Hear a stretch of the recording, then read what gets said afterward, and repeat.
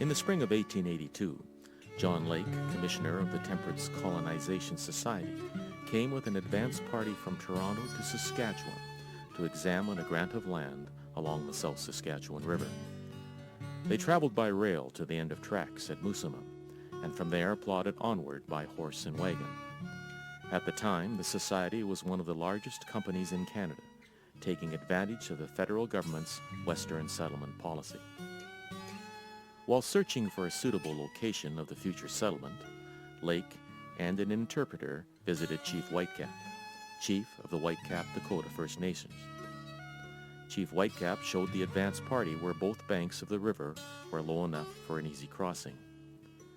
Lake chose the elevated area to the east of the crossing as the future site of his colony.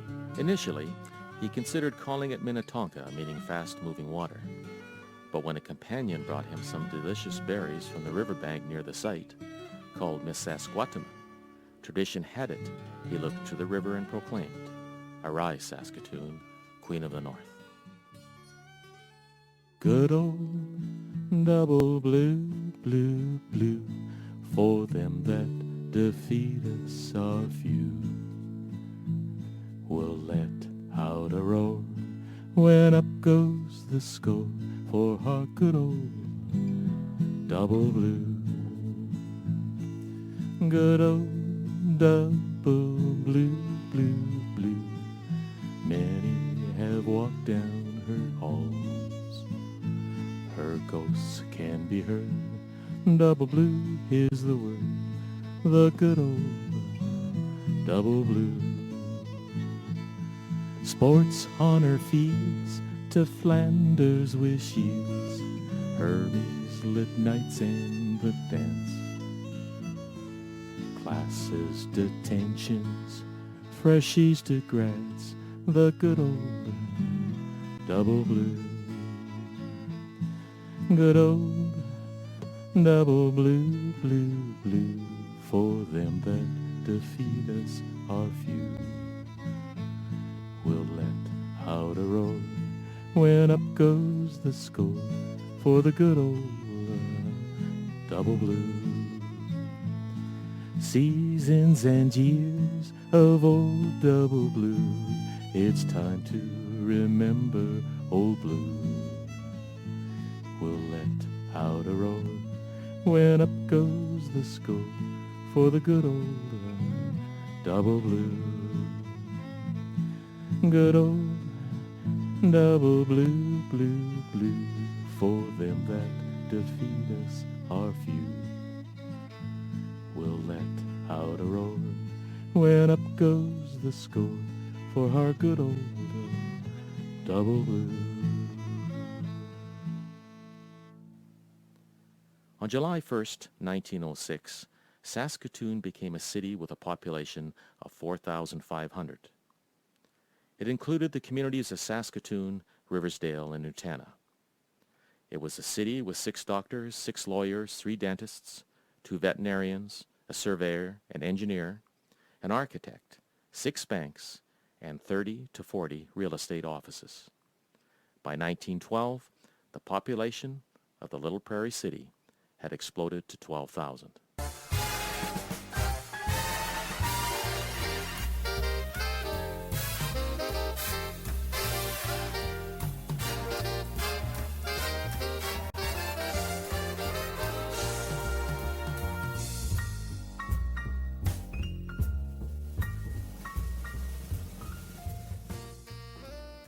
With Saskatoon growing quickly, a high school was needed. In the fall of 1907, the Deputy Commissioner of Education for the provincial government met with the Nutana and Saskatoon school boards to discuss the establishment of a collegiate. April 21st, 1909, the board petitioned City Council to raise $125,000 for building the new collegiate. This amount included the cost of the site, the building, furniture, architect fees, and construction supervision. There were some objections due to the high costs. Others argued that the school should be built on the west side of the river. 20 architects submitted plans. The classic French Renaissance design by Story and Van Egmond of Regina was chosen. with the Saskatchewan Construction Company of Regina, contracted for the building. The original school had 3 stories as well as a basement. It measured 121 by 79 feet. The exterior was of pressed brick and white stone. The main entrances each were supported by 4 massive white pillars. The front and the back of the building were identical. Saskatoon Collegiate was an imposing building that dominated the skyline of the riverbank for many years. It officially opened on Tuesday, September 6, 1910. Time to build a high school up on Eastland Ridge. Quite a place for all to see above the traffic bridge. Such a lofty palace, but prone to rolling down. We'll build with solid pilings, settled to the ground. Rather than using stucco, we'll build one by one, with solid red bricks which fade in the sun. We'll seal with a gray mortar, each brick at a time. The mixture that works best of all when you add some lime. We'll design a castle the French provincial way. 4 red brick and mortar, L.A. très français. And this school will stand long, 4 walls on Eastland Ridge. But it will be much more than that, above the traffic bridge. I love the idea that Saskatoon was such a baby city and the province brand new, and within those 5 years of becoming a province, Nutana was built.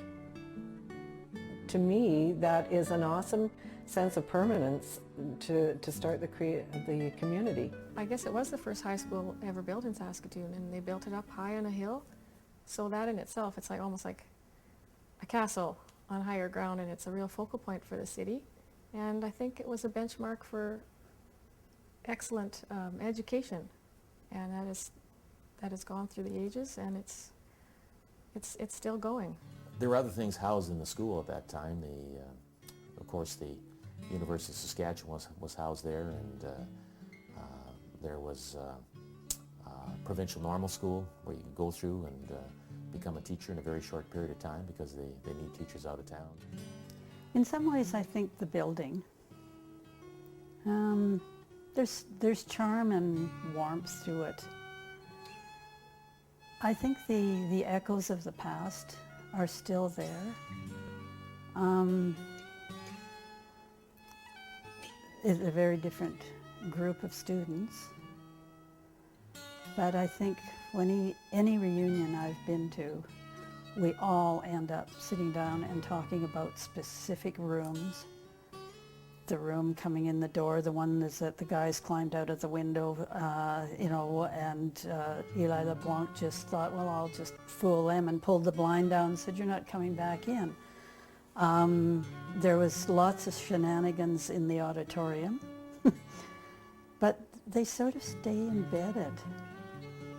And I think it's the mystery and the ghosts and the sort of the joy of Nutana that's still sort of hanging around there.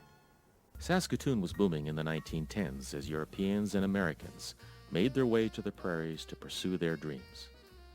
By 1912, Saskatoon's population had exploded to 28,000. With this came the dilemma of where to put all the new students. Overcrowding was a recurring theme in the early years of Saskatoon Collegiate. The school was designed for 350 students, with 95 enrolled on opening day.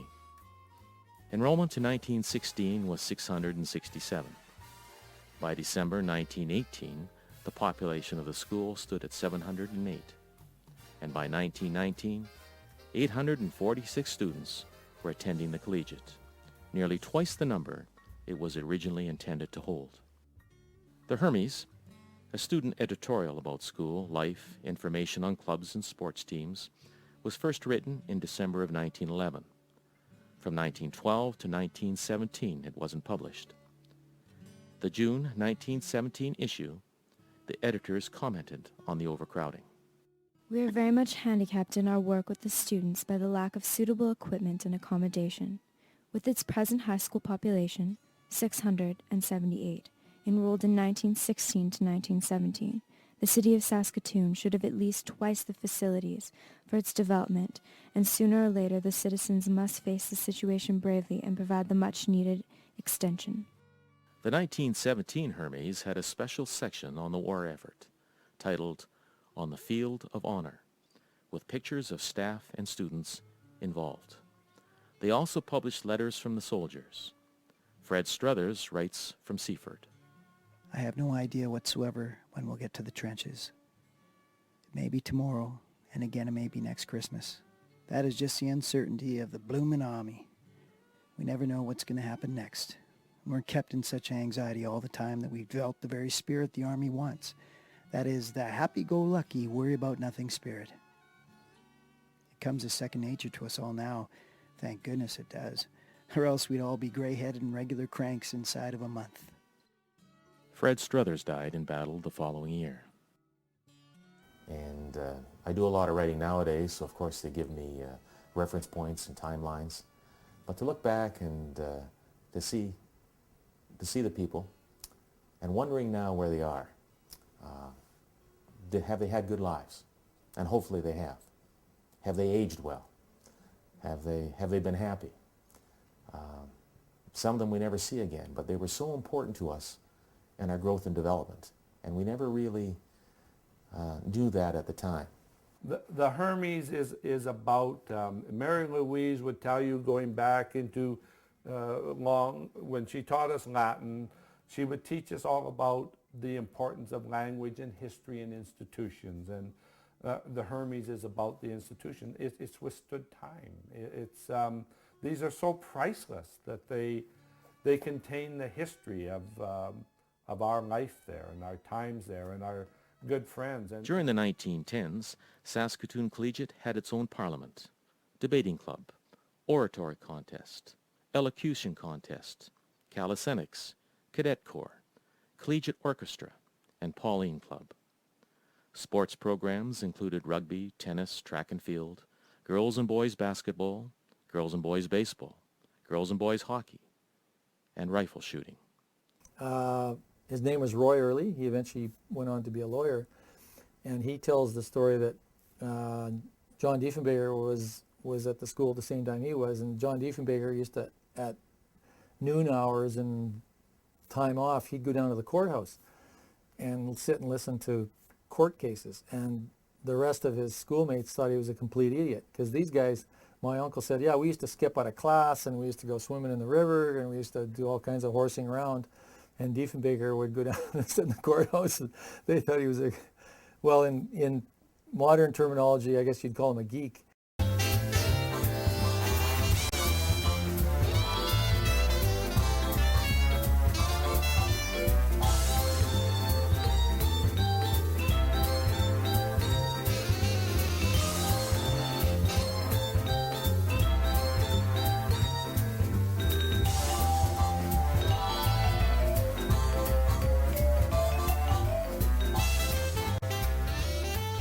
East Side, West Side. It's an old story in a town split by a river, linked by a bridge. It's an old story. Split by a river, linked by a bridge. One side is high, one side is low. One side's got downtown, the other side got the hill. Both sides grumble, opposites rarely meet. One side is blue, one side is gold, like different armies held up in two forts. Eyeing across the river, linked by a bridge. One side is nestled, one side is perched. Natural fodder for rivals in a town split by a river, linked by a bridge. It's an old story. For Saskatoon, the 1920s were a time of regained prosperity as the war had ended. The Massey Harris Implement Company, Robin Hood Flour Mill, Eaton's, and the Hudson Bay Company provided employment for many. A major addition was built onto City Hospital. Two newspapers amalgamated to become the Star Phoenix. The Capitol Theatre opened. The Saskatoon Lily, Ethel Catherwood from Bedford Road, won a gold medal in the women's high jump at the Olympics. Chinatown flourished off 20th Street. Building permits rose to $6 million by 1929. During this time, Saskatoon Collegiate continued to feel the strain of high enrollment. By November 1921, there were 1,037 daytime students and 200 nighttime students. 5 rooms were rented by the YMCA for commercial classes. The auditorium was curtained to make 2 classrooms. Both the library and study rooms became classrooms. The Hermes of 1920 summed up the attitude of the 20s. The call of 1920 to the students on our collegiate and is, do your best. Obviously it is the student that is best fitted to bring his influence to bear upon the course of the world's affairs. This does not necessarily apply to students in attendance at one of our educational institutions, but to those who through these institutions have been so quickened, so broadened, so disciplined in mind that they are capable of wrestling with the bigger tasks which they must meet. In 1922, the students were organized into 2 shifts. A school attended from 8:30 a.m. to 10:45 a.m. and 1:30 to 3:15. B school attended from 10:45 a.m. to 1:15 p.m. and 3:15 to 5:15. In 1923, Bedford Road Collegiate formally opened, and 1 complete school moved across the river. Saskatoon Collegiate was renamed Nutana. Apparently, it was Saskatoon Collegiate, and then it turned into Nutana Collegiate in 1923, and my grandmother, Margaret Campbell, was the first senior pin. And then when I got elected as senior pin in grade 12, they always have the ring ceremony in June, but I remember walking up to the front and just thinking, oh, kind of embarrassed, my family's here and I don't see anybody else's family here. And then when my grandmother passed me the senior pin 55 years later, that was an event. And, you know, I guess to this day that's probably, it was an event for me, but I also know how important it was to my family. This was difficult for many of the students and staff, as they had to say goodbye to old friends. The editor of the Hermes expressed how everyone felt about the move. On February 12th, the division of the students on the basis of residence on the east side and on the west side took place. With this came also the division of the staff. Many were the regrets at parting from old rooms with hallowed memories, from friends and classmates and teachers. But everyone faced the day cheerfully and with the knowledge that at least we should all be less crowded than before. By 1927, Nutana was again overcrowded with 940 students. In 1929, a number of alterations were made to the building. The heating plant was improved, a fire escape was installed from the auditorium, and the drafting room moved to the top floor. The positions of senior watch and senior pin were taken very seriously. Listen to the qualities of the 1927-28 senior watch, Webster McGuire. Class A student, standing first in the boys section of the collegiate oratory contest for the last 2 years. A fine debater, winner of the individual sport championship for his class throughout his 4 years in collegiate, and a leader among boys. Webster has excelled in all phases of life which go to create ideal boyhood.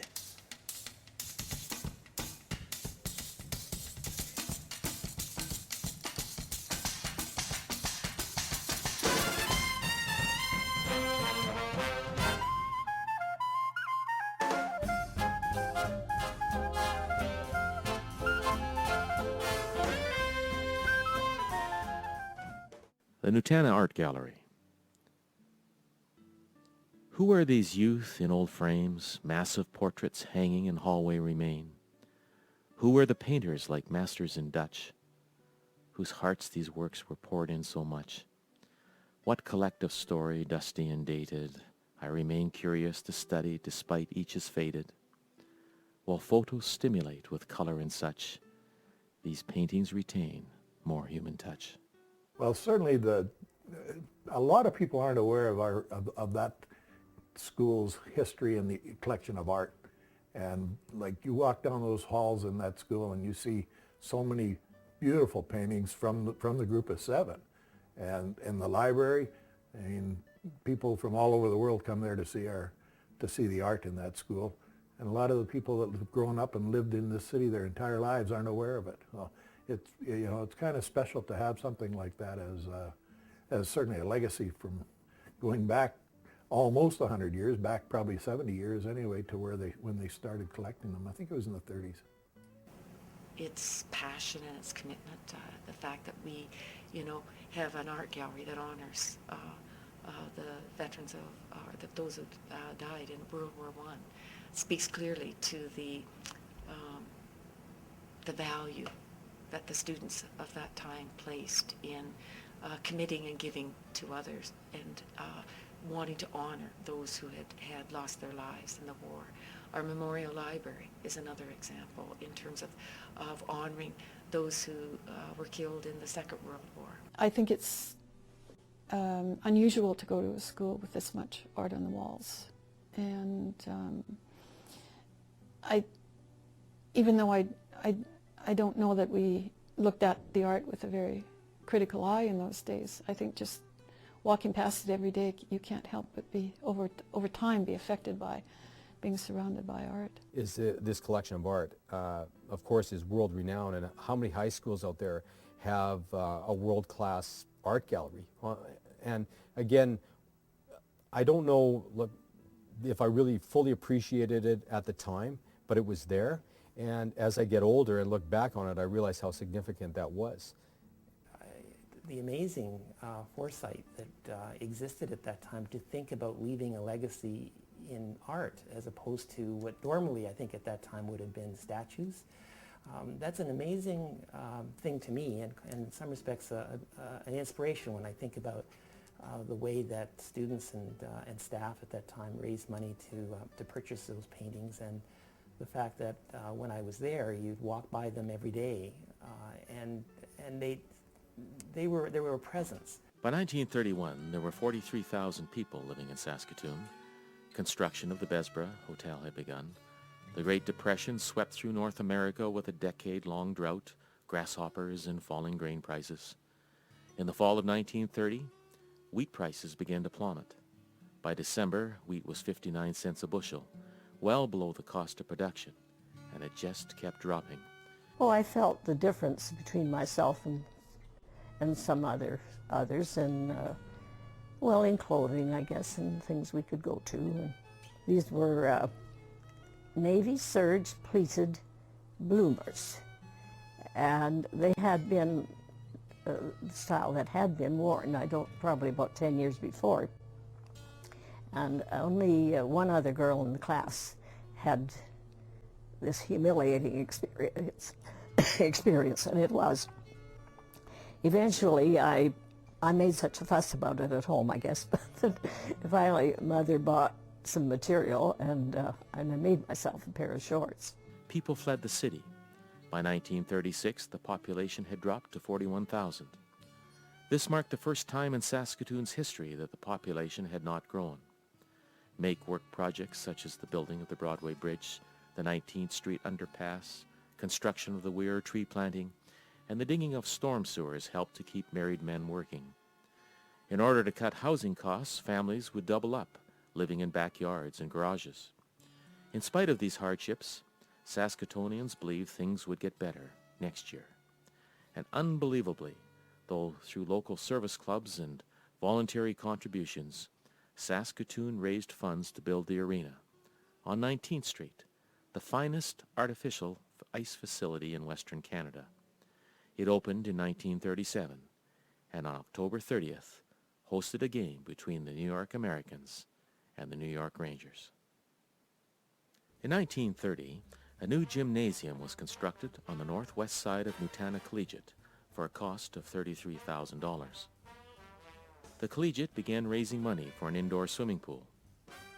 The Salt Shaker, the student newspaper since 1921, had been completely self-supporting due to sales. The student body's chief pride was that the paper was about the students, by the students, and for the students. Principal A.W. Cameron articulated the philosophy of Nutana Collegiate during the 30s with these thoughts.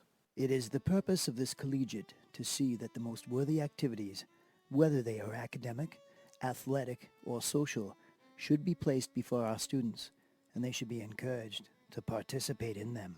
Well, I was just desperate to have this ring. I was in grade 9, and it seemed to be the thing to have was a school ring, and our colors were the dark blue and the light blue, which I suppose they still are. We were, a lot of the girls had rings. I don't know if the boys did or not. But anyway, I was very anxious to have this ring, and I made that well known at home. And I was given that at Christmas, but the price was an obstacle for us because it was $1.50. The Hermes in the first 3 decades were characterized by long stories in the literary section, lengthy class notes from every classroom, and thoughtful editorials. Many things have been said about Nutana Collegiate, both for and against it. While our school's faults are apparent, we like to feel that Nutana Collegiate has a spirit and an atmosphere that cannot be excelled.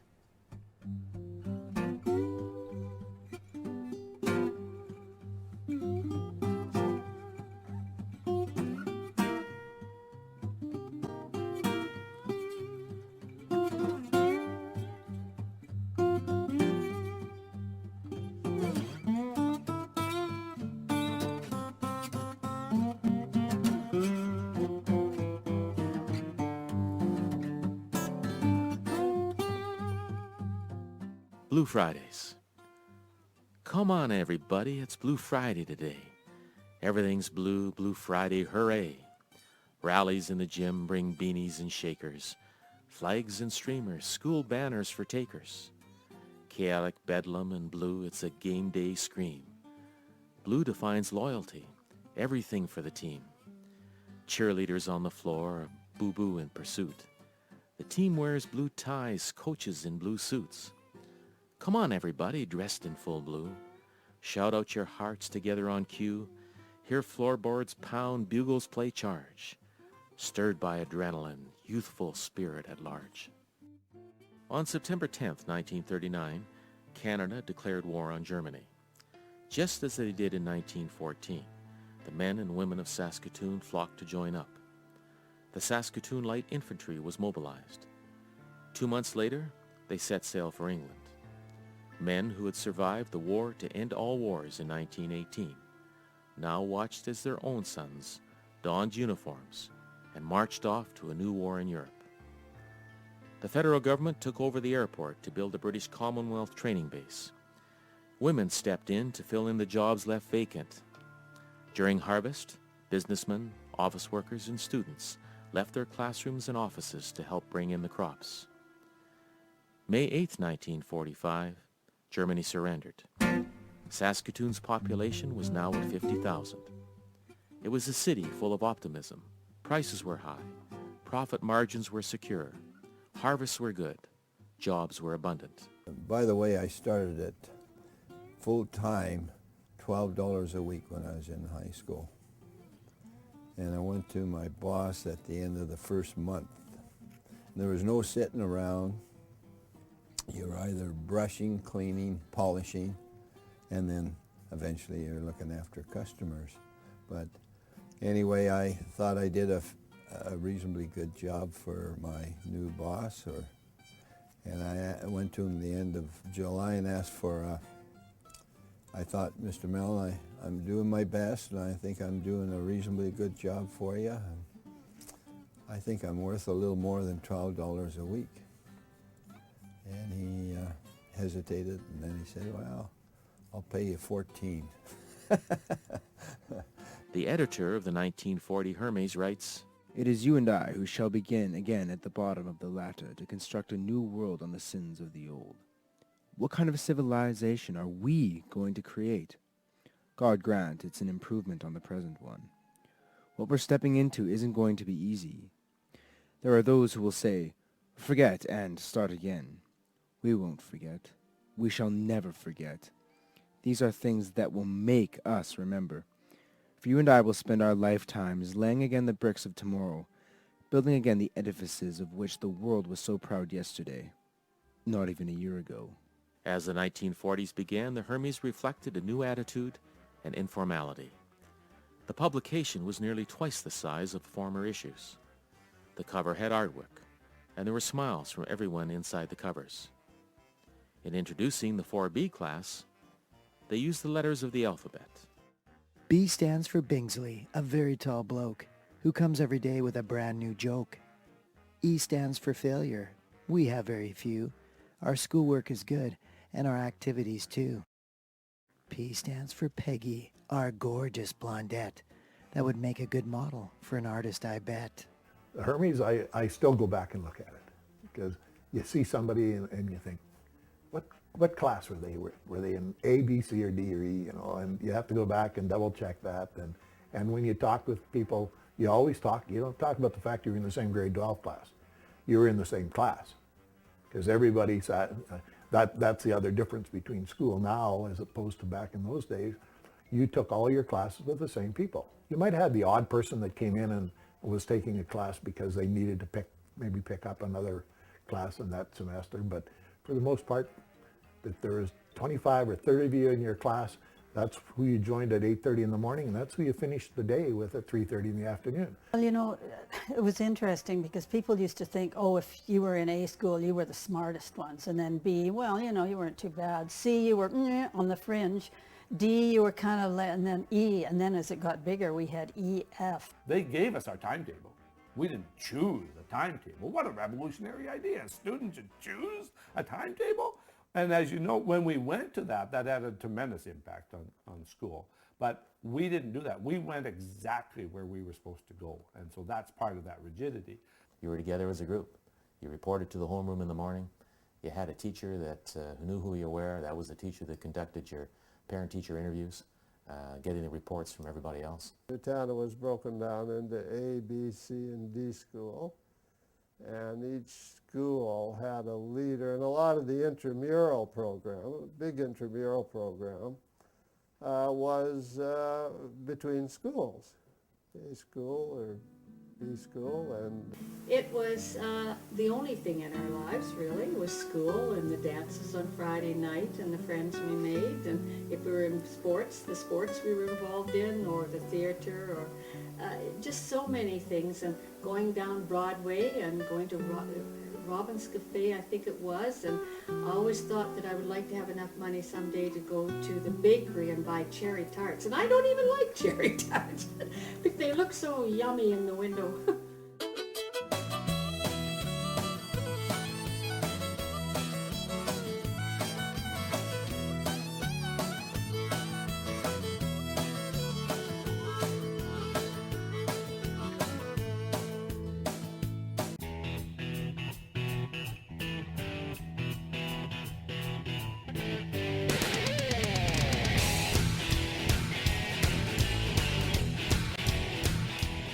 Girls' fashions: poodle pleated skirts, bobby sock and crinolines, cashmere sweaters, plastic bracelets, penny loafers, saddle shoes, baby pink lipstick, page boys' cropped bangs, squeaky clean June Allison, always with a smile, and boys' fashions: runners, lumberjacks, white socks with blue suede shoes, unbuttoned jackets, wallets chained to loops, tight white t-shirts, jeans rolled up, bad boy, James Dean look, crew cuts or ducktails, plastic pointed pocket combs, kooky, lend me yours.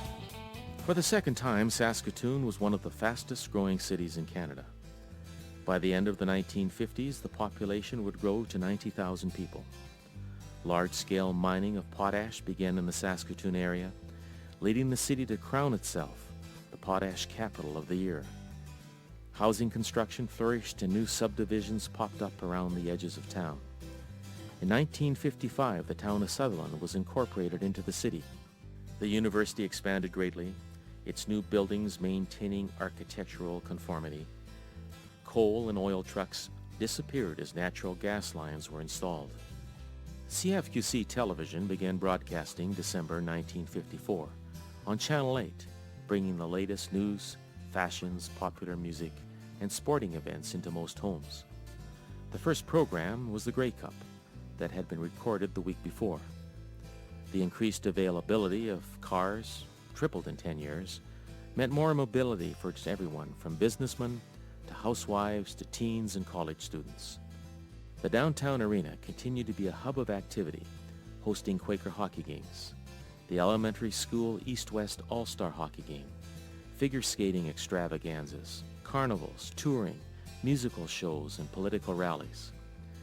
The arena even saw Governor General Vincent Massey declare a school holiday to thousands of perceptive, cheering school students. High school and university enrollments doubled, and elementary school enrollments tripled. I'd come from a small town went to university in the 50s, and the culture at the university, or the high school representation at the university, of course, was with all these guys wearing these double blue jackets. I mean, Nutana was the school, as we all know. I know one thing, when I think about it, the first year in high school, women, girls could not wear pants. You had to wear skirts. And so this was quite a struggle for all of us who wanted to be cool, you know, and then you had to wear a skirt, and how are you going to get to school when it was 900 below, and you know, you had to put pants on underneath but then take them off. And I mean, I can remember all the carry-on in the cloakroom over, you know, getting these pants off because we had to wear a skirt. In 1951, the Nutana Blues won the boys' high school provincial basketball championship under the inspirational leadership of rookie coach Bob Adams. Number 10 in the back row is Right Honorable Ray Nutana, former Governor General of Canada. Clarence Garvey led the leader corps to promote gymnastics. Top students would help lead the classes.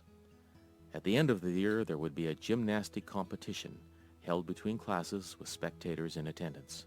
I do remember those, the leader corps and the productions that they put on, and I thought, for me, it was really impressive. The guys would be painted up with gold paint all over them, and they were made to look like, you know, Greek athletic statues and to take poses and things like that, just like they would have thought they would have. So it was really, you know, and the lights in the gym were turned off and the spotlights on them and stuff like that. The Indian clubs, you wouldn't know it, you know, they're like bowling pins in the bowling alley with lights in them. They'd turn off all the lights, and these kids would be going through.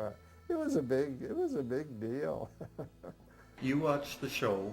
I watched the audience. Really? I do remember the pyramids, but I remember watching the audience, and, and the place was stuffed with people. Yes. I think there weren't too many shows, there weren't No, any videos, typical. and so everybody came out, Yeah. and they would be sitting up in the loft in the gallery. They'd be sitting in chairs all the way around. There'd be women with their hats and their furs. Yes. Which I don't yes. think you see too many of those fur coats That's anymore. Right. But it was almost a formal affair. In 1952, the editor of the Hermes talked about the importance of school spirit.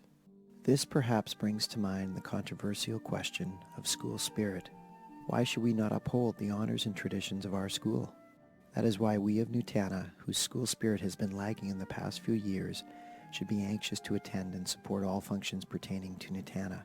So we, who are leaving, are placing on your shoulders the responsibility of rejuvenating the once proud spirit of Nutana.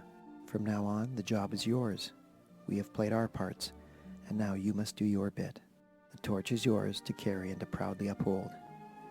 Do not fail us. Well, I kind of think you'd have to sit back and think about that, but once you start into it, it's had a huge impact, because the more you got involved with the activities, both academic and non-academic at Nutana, the more you became interested in Nutana. And of course, when we started off in grade 8 and 9, my dad bought our house on Main Street just off Broadway. And that was the reason he bought the house, is so that we could go to Nutana. From my perspective, my whole recollections of Nutana could be sort of summarized in one word: sports. It was just 4 years of play for me, really. Clarence Garvey was the phys ed teacher. They'd hired Bob Adams, who was an Olympic athlete, taught at Nutana. Pat Lawson, who was probably one of the great female athletes of all time, was teaching at Nutana. And I loved it. They were 4 of my best years at Nutana Collegiate. During the 50s, school dances were an integral part of school life. There was the football frolic, the Freshie party, the Sadie Hawkins dance, the alumni dance, the square dance, the snow shuffle, the curling dance, the Pauline banquet, the leap year frolic, the heart hop, the NCI, and finally the graduation banquet. That's a total of 12 dances in 1 year. As far as the auditorium is concerned, I think the most vivid memory of the auditorium are the school dances. We had wonderful school dances. Mind you, there were nights that I was at a school dance where I sat on my hands, attempted to keep my hands warm, so that if somebody did ask me to dance, I wouldn't have freezing cold hands. I remember someone saying, well, you know, you're not supposed to dance too close together. You should be at least 12 inches apart or 20 or whatever it was. I don't think anybody ever came up with a stick to measure, but it was, if you've ever been in a small town, it was like that. The girls on one side, the guys on the other side, and you know, and then somebody making a move, unless somebody was going steady. We always finished with Glenn Miller's Moonlight Serenade. That was our signature last song for, I think, the 4 years that we were in Nutana. By the end of the decade, school spirit was soaring again, and Nutana had a variety of unique activities for students to participate in, such as math club, French club, boys chorus, library assistants, Pauline club, drama club, and lit night. Not to mention all the sports available to the student body.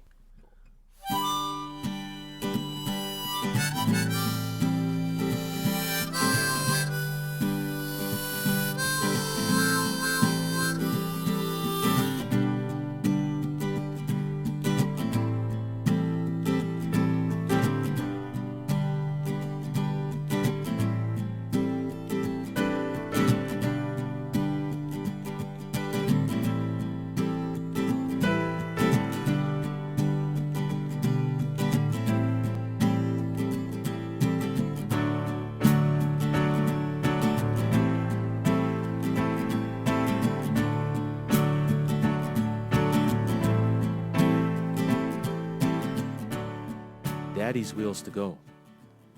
It was a time of transition we boys didn't know. 16 years was a passage to life, getting Daddy's wheels to go. This changed the face of all we knew, shooting hoops and playing cards. The boys dwindled off on us, their absence hit us hard. And they got their keys and they dropped us each like flies. To the Y dances and going on dates, no more cruising with the guys. In the end, those without wheels were in the minority, left on Saturday nights at home to watch TV. In 1960, the last steam-powered locomotives made its way through Saskatoon. By the end of the decade, electric trolley streetcars were going to become a thing of the past. With an ever-increasing number of automobiles in the city came the need for more bridges. The CNR removed their rail lines from downtown and moved them to Montgomery. Midtown Plaza took its place along with the YMCA and the Centennial Auditorium. The Idlewild Freeway and bridge were soon constructed, and traffic between the east and west sides of the city became more accessible. The North End industrial area grew and SIAS was built. The Mendel Art Gallery went up along the river, and more suburbs were created to house our growing population, which swelled to 115,000 by 1966. With the onset of the Vietnam War and the assassinations of Martin Luther King Jr. and the Kennedys, the tone in North America was not as confident and carefree as it was in the 50s. Change was on its way. So on the weekends, if you needed to pump balls or plan lessons, you'd take Gordy and I over and he'd let us loose in the old gym. And I have clear memories, and I think I'd be about 5 of being let loose into this. The lights weren't turned up, so it would be natural light coming through the old glass windows and the dust coming up off the creaky floor, going into the storage room where there were mats, and the smells, the aromas, they'd range from the dusty smell and the smell of, I think, probably bats. Well, there'd be old lunches left over by the kids, and Gordy and I would look around and get to know the place, and it's quite an amazing. So, you know, at a certain point in time, maybe it would be the vents would go clank, click the pipes, and we'd go screaming down to Dad and sit on his lap. In '66, when I came here, the student population was over 700, I think it was. Teachers, there was over 30-something teachers. And to give you an indication of what the situation was like in the 60s, I guess the best way to tell you would be to say in the fall of '66, Ralph Morris, who was the guidance counselor here at the school, came into the first staff meeting and was almost in tears because he had to tell us that for the first time in the school's history, less than 60% of the graduating class was going to university. Nutana was a school that I think we would now call very rigid, or traditional, whichever way you want to put that. The rules were very clear. The teachers were in charge. The students came, and there were certain rules that I became part of, by the way. One of them was you couldn't smoke within 2 blocks of the building. And of course I smoked, and I often smoked within 2 blocks of the building. And I got in trouble from time to time with Mr. Patterson, who was the vice principal, and Mr. Dewar particularly taught me grade 10 history, and he didn't like cigarettes, and he didn't like smoking. And I would carry them in my top pocket, and they would always take them away from me and threaten to suspend me for all that. But what was really funny about that to me, anyways, as a student, was that at that time staff could smoke in the school.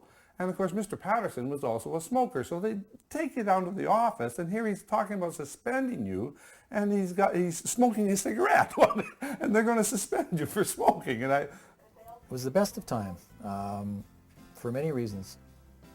There was a lot of the whole hippie thing. There was a counterculture going on with the whole drug scene and the things that were going on with teenagers in terms of, I mean, the Vietnam War was going on, so there was a lot of that anti-war sentiment. There was great music. There was, you know, just a lot of interesting things happening. One of the big issues at that time was the length of hair on individuals. Long hair was just really coming in vogue, and the administration didn't seem to like the idea of long hair. On the other hand, we had some excellent athletes at Nutana in the 60s, and we had a few students who were sort of, want of a better word, were hippies. There had been a real social revolution, I guess, and I know that the students in Nutana at some time in the late 60s had gone on strike, and they wanted things like, they wanted to be able to wear certain clothing, they wanted to be able to have their hair long, they wanted to be able to have a place of their own, like a room of their own across from the office. I understand they ultimately got it, as sort of a student lounge and that sort of stuff. In June of 1964, a building permit was issued for a new gym to be constructed on the east side. It was to measure 95 feet by 149 feet and was to be 36 feet high. A year later, the 1930 gymnasium was converted into classrooms for a cost of $55,000. Some of the existing windows and doorways were filled in. The old 20-foot high school gym was converted into 2 stories. Classrooms and office space were built on the main floor, with 2 large classrooms and a small one built on the second floor. When I started in grade 9, it was the last year that we used the old gym. The new gym was opened when I was in grade 10. And so there was a major shift in how we used the building at that time, particularly in terms of using the gym. In grade 9, we had to double up the boys in 2 of the classes in a grade would do phys ed together, and the girls would be taking health together in 2 classes. And now they had a gym where they could divide it in half and have one class, essentially girls on one side and boys on the other. The interesting thing, Mary Louise Long, she taught us Latin, of course, but she was well, very interesting as she applied her lipstick and straighten the seams in her nylons while she had us going through our recitations, our drills. By the late 60s, many of the graduating students made funny statements with their answer to the question, probable destiny. Here are some of their answers. Dissecting the neighbor's cat. Professional stamp licker. Only midget policewoman in Canada. Runners-up to Phyllis Diller.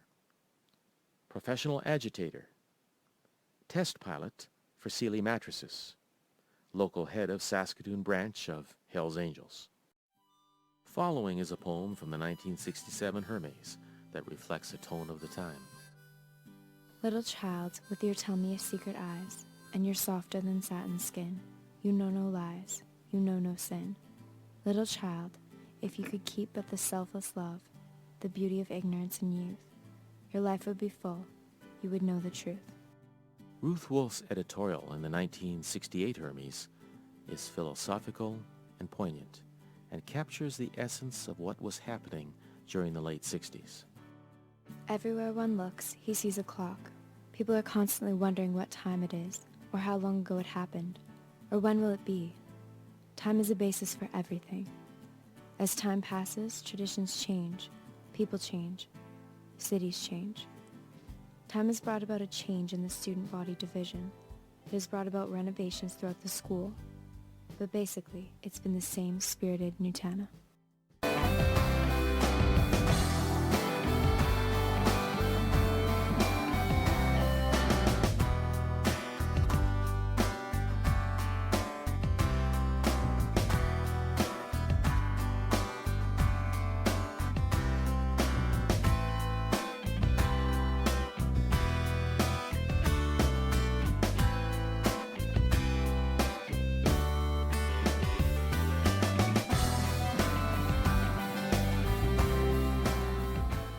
We found our glory. We had long-standing traditions, but the school was past prime. The population smaller, we competed with time. Other schools with more athletes who shared greater dreams. We had slight hopes for empire glory, faded for our teams.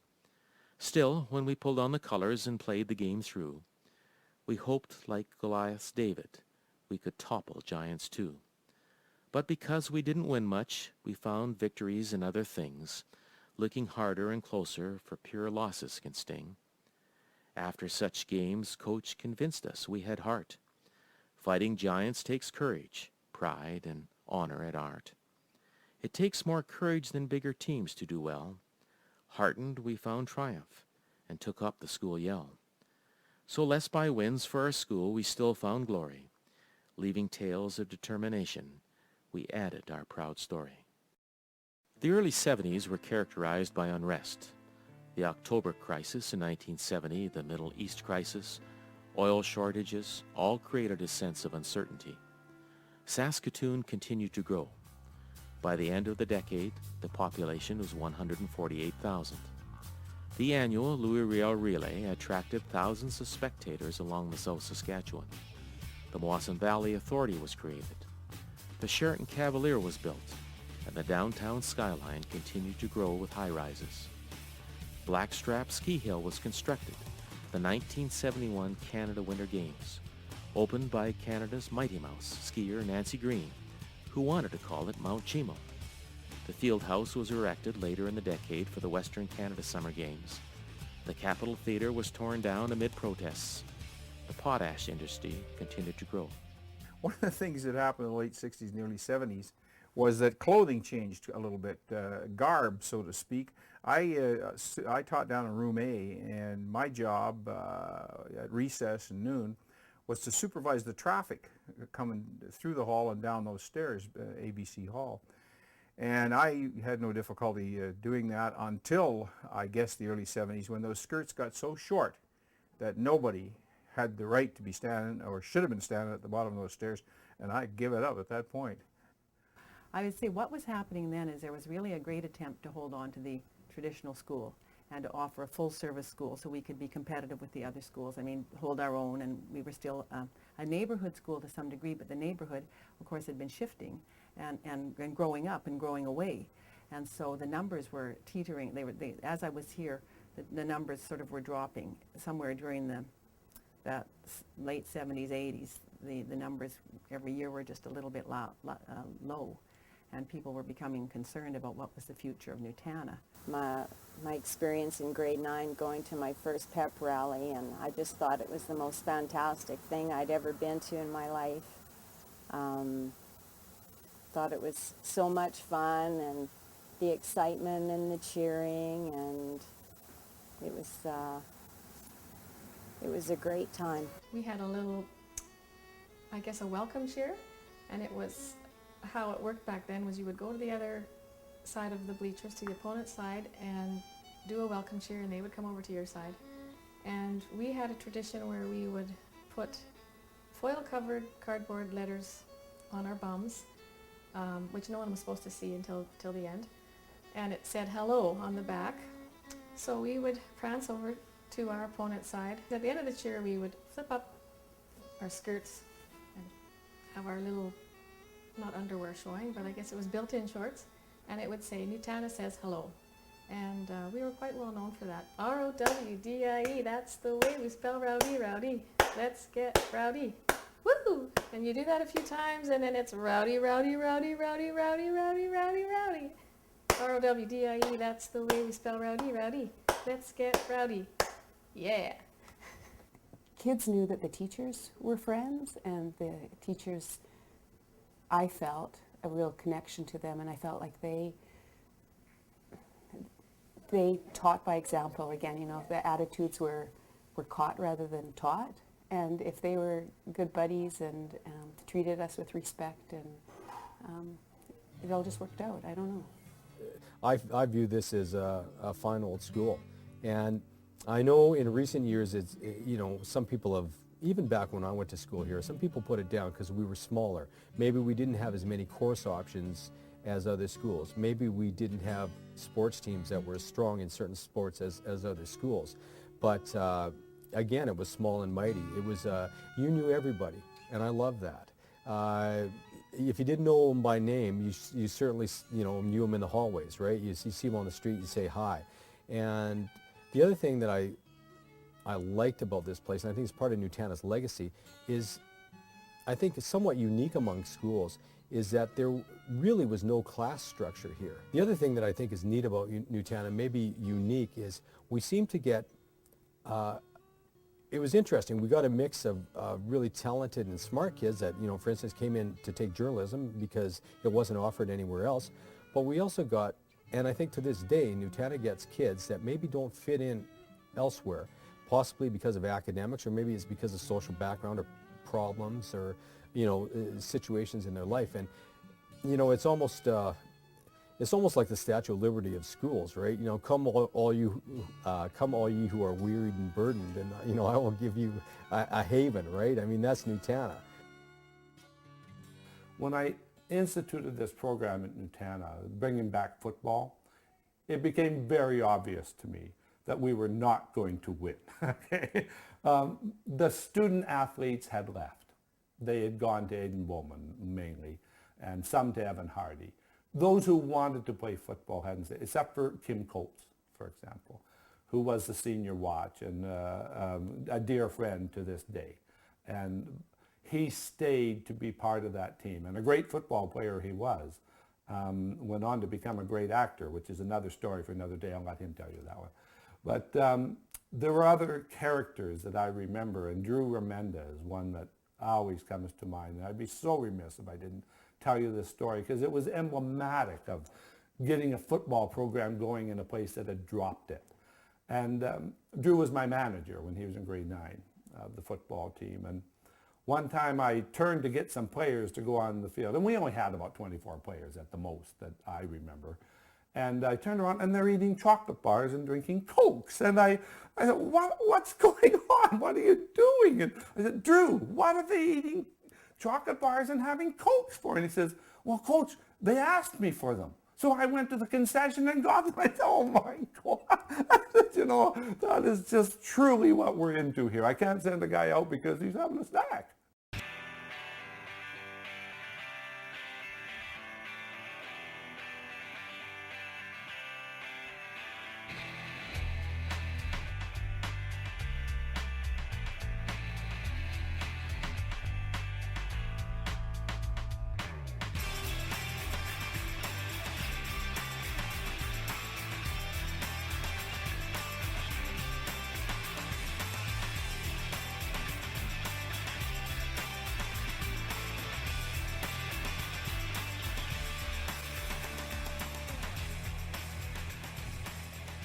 anyone, anyone.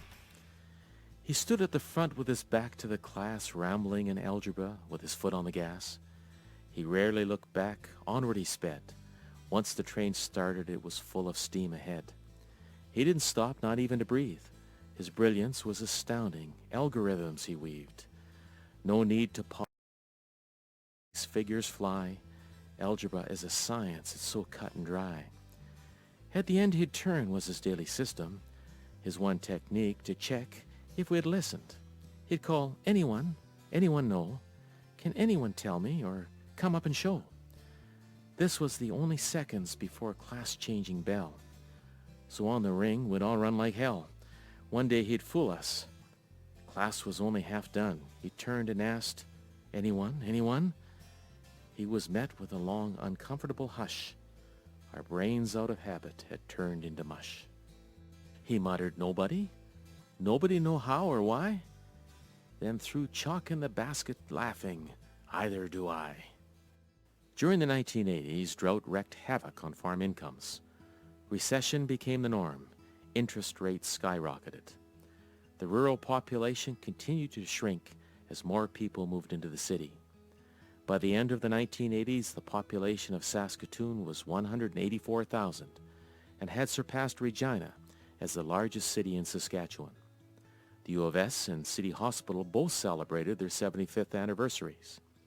In 1985, the city commemorated the 100th anniversary of the Northwest Resistance, memorializing the event with a life-size bronze statue of Gabriel Dumont on horseback, now on display in Friendship Park. The 1980s saw the creation of Folkfest, the Diefenbaker Center on campus, the Circle Drive Bridge, the Lawson Heights Mall, the Circle Center Mall on 8th Street, and Saskatchewan Place, now the Credit Union Center.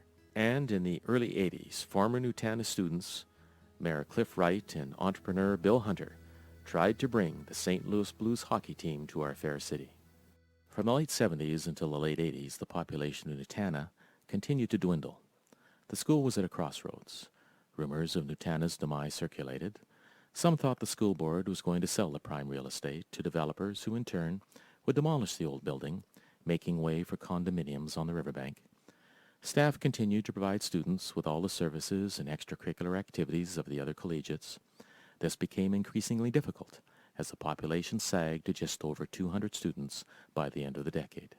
The Senior Watch and Senior Pin of 1989 understood the special qualities Nutana possessed. As we depart from our home away from home, we'll take with us a strength found from no other high school in the city. A strength and pride acquired only from a small reality-filled school with 80 years of tradition, and a warm feeling found nowhere else but in the good old double blue. It was a small school that got smaller and smaller as time went by. Aside from that, it was a community school. It was a very tight-knit Nutana community school where kids from all walks rubbed shoulders together. It was, I think, around 400 students, so really it was the smallest school in the city, and really enjoyed the fact that really we were in everyone from the different cliques were all friends going to Nutana, and we hung out together and played sports and did school activities and all that stuff. So really you had really a diverse group of people that were hanging out together, let alone the different grades. Like I hung around with guys 2 years older than me and 2 years younger than me, and so it was, I wouldn't change that experience for anything. So it was certainly a small collegiate by Saskatoon standards of the day. And I think fair to say a bit of a struggling collegiate because it was still delivering the traditional academic program on a semestered system in a very traditional manner. Well, when I joined the staff in the fall of 1989, Nutana, I was a classroom teacher. Nutana was a traditional academic collegiate. It had a population of approximately, I think about 300 students in the fall. By the Easter of 1990, the population had dwindled to about 250.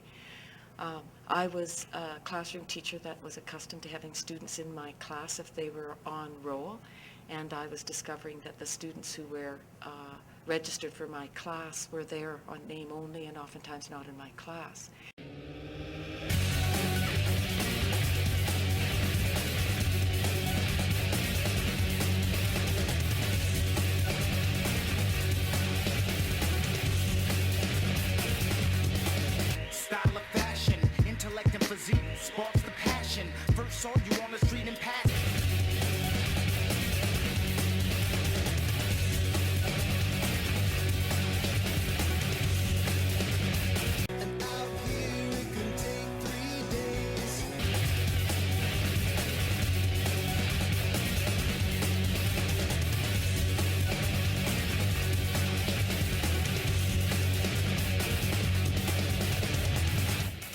Entering the final 10 years of the 20th century, Saskatoon continued to grow steadily.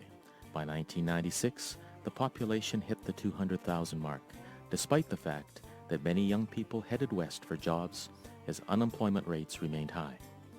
Flexicoil and Cameco experienced huge layoffs, as did many smaller companies. The Bay moved to a smaller location, and the Eaton store went out of business after 70 years in Saskatoon. Big box stores popped up, and consumers headed to the suburbs to shop. This led to a sharp decline in business downtown. The Aboriginal population was among the highest in Canada. The school division had to adapt to the new city demographics with social and curricular changes. The 21st century began with the uncertainty with the Y2K scare. This was followed by the terrorist attacks on September 11, 2001, a disturbing event that affected the tone of the decade. Technological advances and low-cost electronic gadgets led to a barrage of cell phones, laptop computers, iPods, and Blackberries. The world was changing at a dizzying pace as the 24-hour news cycle and the internet gave us information and news 365 days of the year. Nutana came to the sobering conclusion that it too had to change or be shut down forever. In the early 90s, the staff began asking the students questions that would ultimately restructure the school and the student body. These changes were difficult but necessary. Fortunately, Nutana had a special group of staff willing to modify their delivery of curricula through the implementation of the quarter system. Teachers like Phyllis Fowler spearheaded the creation of ISL, Inter-School Link Services, providing students with much-needed supports inside the walls of the facility. For Nutana, the 21st century was beginning to look good. And at the time, Nutana was struggling with their population. There was talk of it becoming a school board office, selling the building. And so sometimes in the morning, I'd show up and there was nothing to do with trying to find kids who weren't at school. Attendance was bad at the time. And that's when Ron Hunter and Blaine and George Rathwell and Mike LeClaire later on, and we started looking at the timetable and coming up with this quarter system. And Nutana was serving a purpose. A lot of the kids from the neighborhood had gone to other collegiates. And the ones that were there were the kind of kids that really wanted to be there. But they had said something really important. You know, in order for us to stay here, you have to do a couple of things. First of all, change the way you're delivering education. And secondly, we come to school as a person. We happen to be a student, but we're as a person. And because we're a person and a student, we've got a lot of things that impede our opportunities to be successful in school. The stories that we heard from our students were not the stories that I expected. When students aren't in class, I expected them to say that the school sucked. When they were not finding their needs being met, I expected that to suggest to me that education wasn't important to them. The exact opposite was the case. The message came loudly through that education was very important to them. They had a dream of completing their high school education. They felt that Nutana was the place where they wanted to be able to do that. They spoke extremely passionately about the relationships that they had established with our teaching staff. Well, it's a place that goes out of the box, it thinks out of the box, you know, goes beyond the boundaries of that you know, the system implies on so many different educational systems. You know, Nutana will step out of that to help its students. You know, it won't just stick to the books. It'll go beyond that and suit the individual depending on their needs. And that's one thing that I think, you know, that all, not only Canada, but like the whole world could learn from, you know, that teaching style. And then there was the but. And those buts were the things that stood away from what a school traditionally was intended to do. It was the issue of homelessness, the issue of addictions, the issue of very poor relationships or no relationships with family, the responsibility of being a student parent, the lack of feeling that there were places to go that could give them the support that they needed. Nutana students aren't like a lot of other students. We deal and we face with different things, I guess. Just losing friends along the way, and having a baby at a young age. And so stuff like that is just life-changing experience, like for that to happen in such a short time span is quite life-changing, but then to have all the support. The SEX program is a really innovative response to the needs in Saskatoon, but most importantly, the very critical juncture of teen pregnancy and self-breakdown that happens among young women, but also their partners or fathers.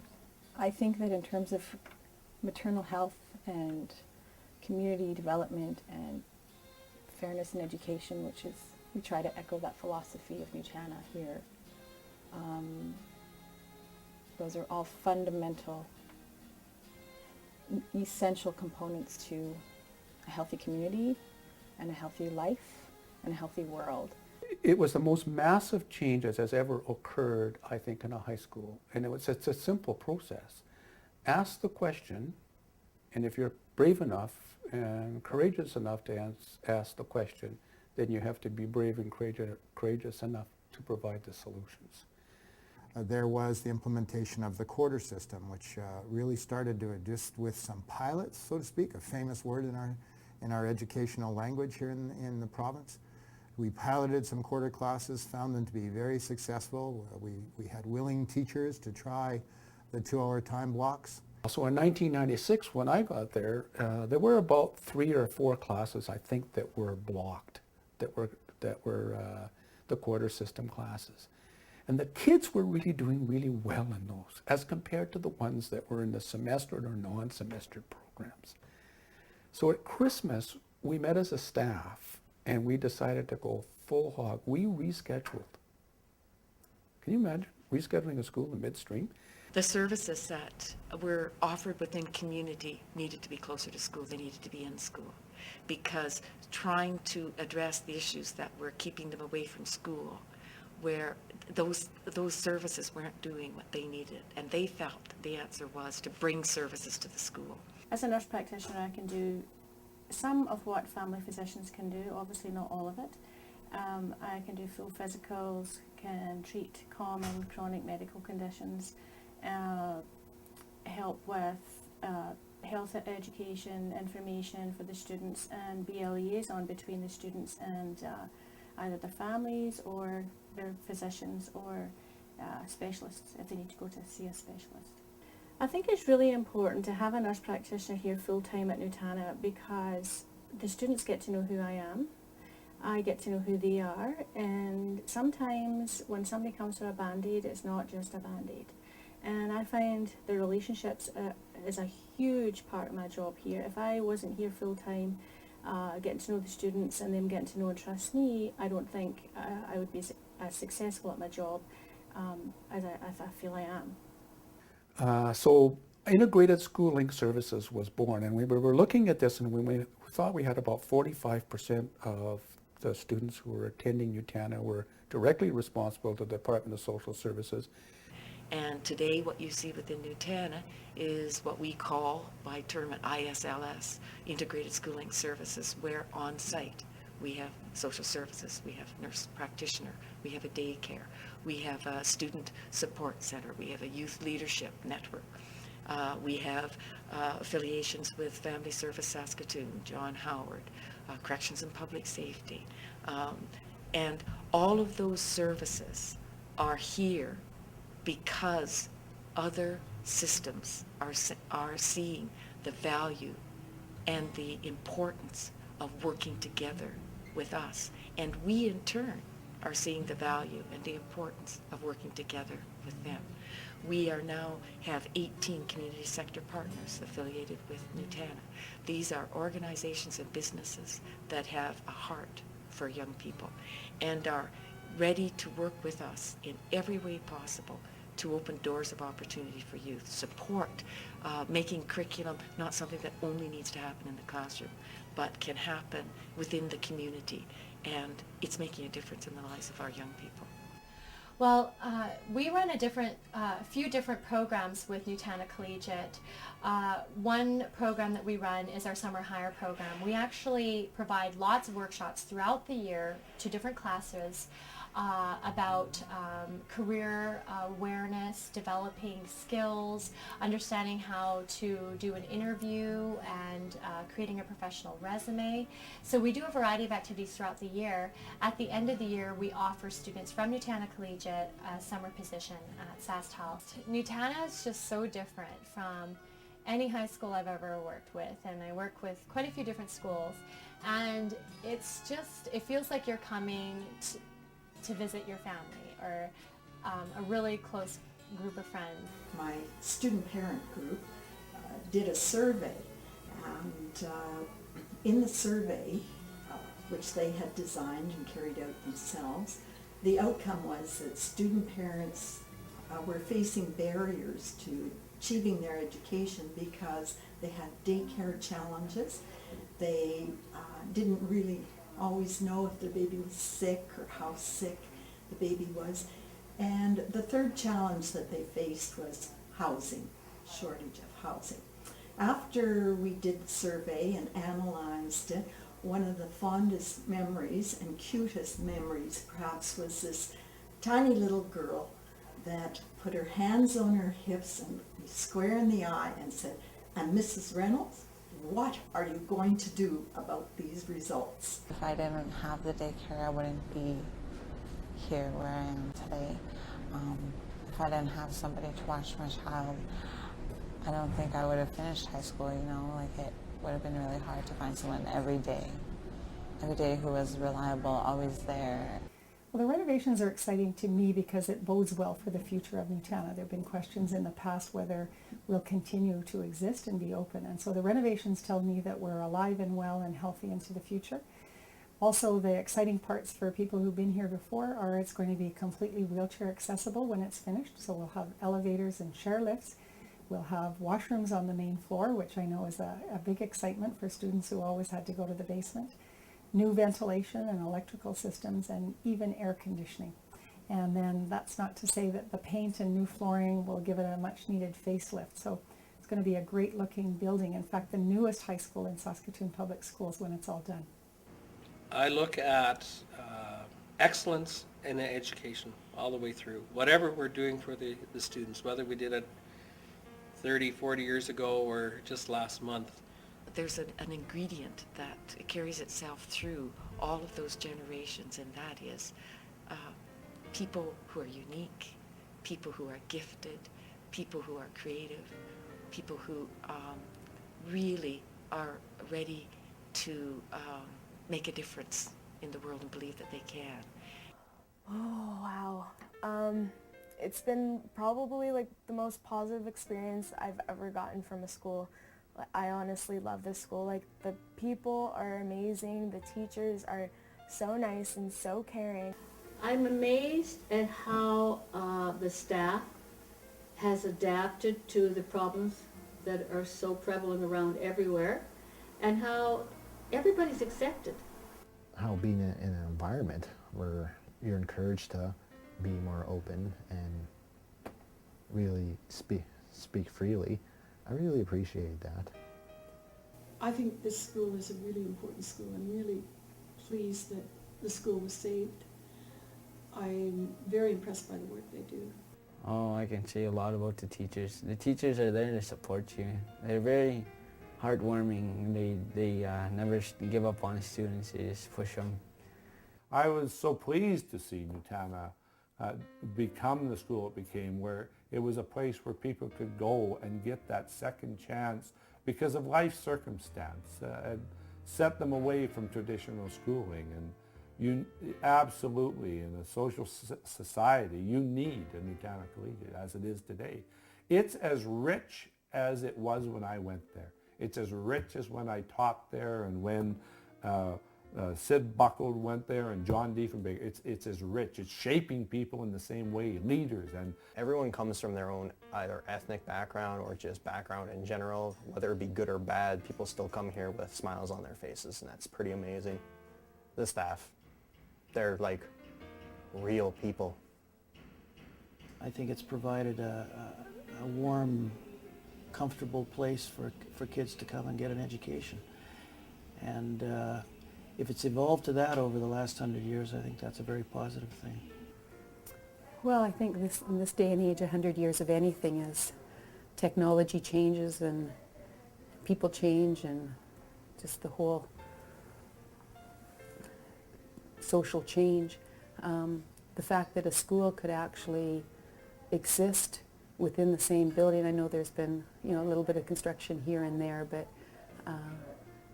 that the people inside the building could be changing and adapting, and I don't know. I just think that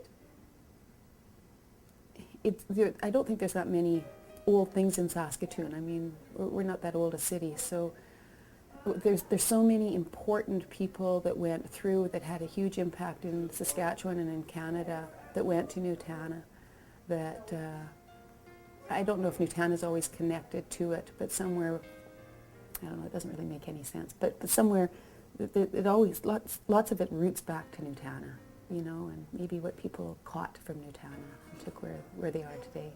This school is still important to Saskatoon.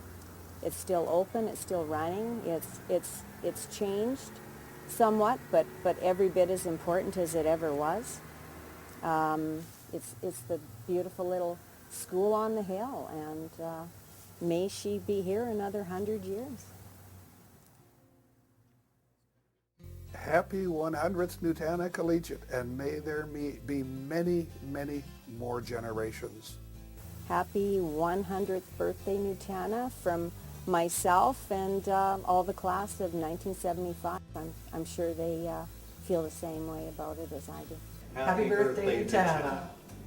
Happy 100th Nutana. Happy birthday, Nutana. Happy birthday, Nutana. Happy 100th Nutana. Hi, I'm Melissa Rabiskin, and I just want to say happy birthday, Nutana, for your 100th reunion. Happy birthday, Nutana. I want to say hi to everybody back in the graduating class of 1980. Happy 30th anniversary coming up, and to Nutana Collegiate, happy 100th birthday. Happy birthday, Nutana. Oh, happy birthday, Nutana. Happy birthday, Nutana. Happy 100th birthday, Nutana. Happy birthday, Nutana. 100 years old, you're an old fart. Happy birthday, Nutana. Happy birthday, Nutana.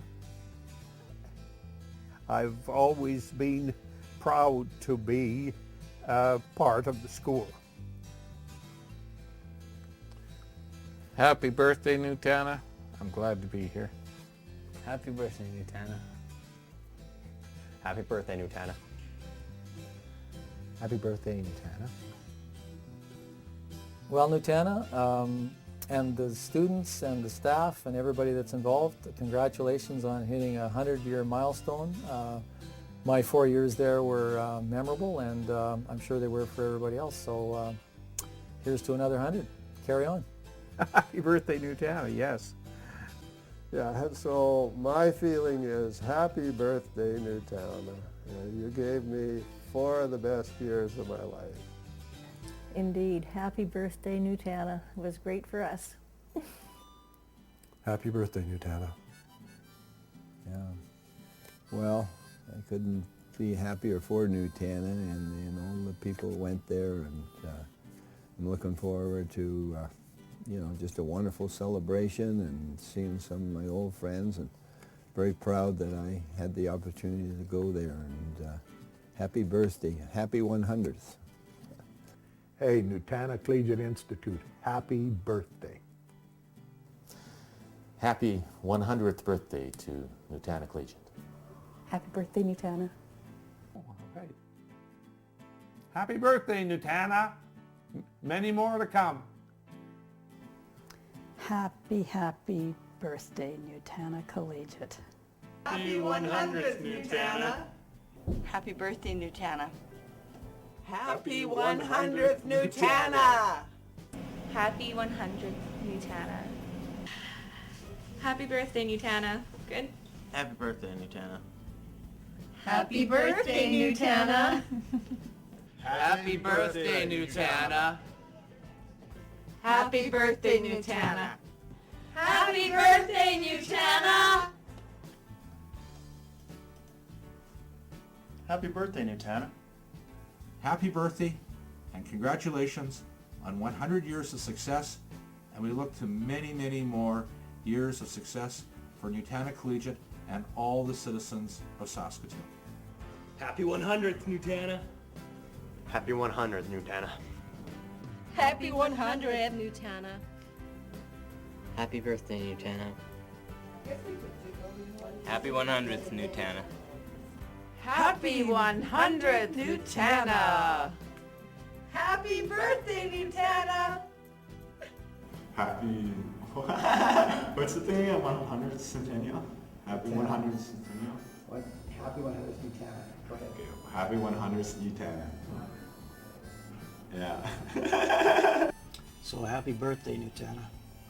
Happy birthday, Nutana. Nutana, happy 100th birthday. So, Nutana Collegiate, 100 years old, from George Rathwell, happy birthday. You deserve it. And I'm so happy the building's being restored. Another 100 years of success to Nutana Collegiate. Happy birthday, Nutana. Happy birthday, Nutana. Happy birthday, Nutana Collegiate, and thank you. Happy birthday, Nutana. We're 100 years old. Happy birthday, Nutana. Does that work? That's kind of cheesy, but... Happy 100th, Nutana. For 100 years, you have been producing for Saskatchewan, Canada, and the world the greatest resource we have in the province, our people, our young people. In this case, high school students who have gone on to great things and great endeavors, and we know that tradition is just going to continue for the next 100 years. Happy birthday.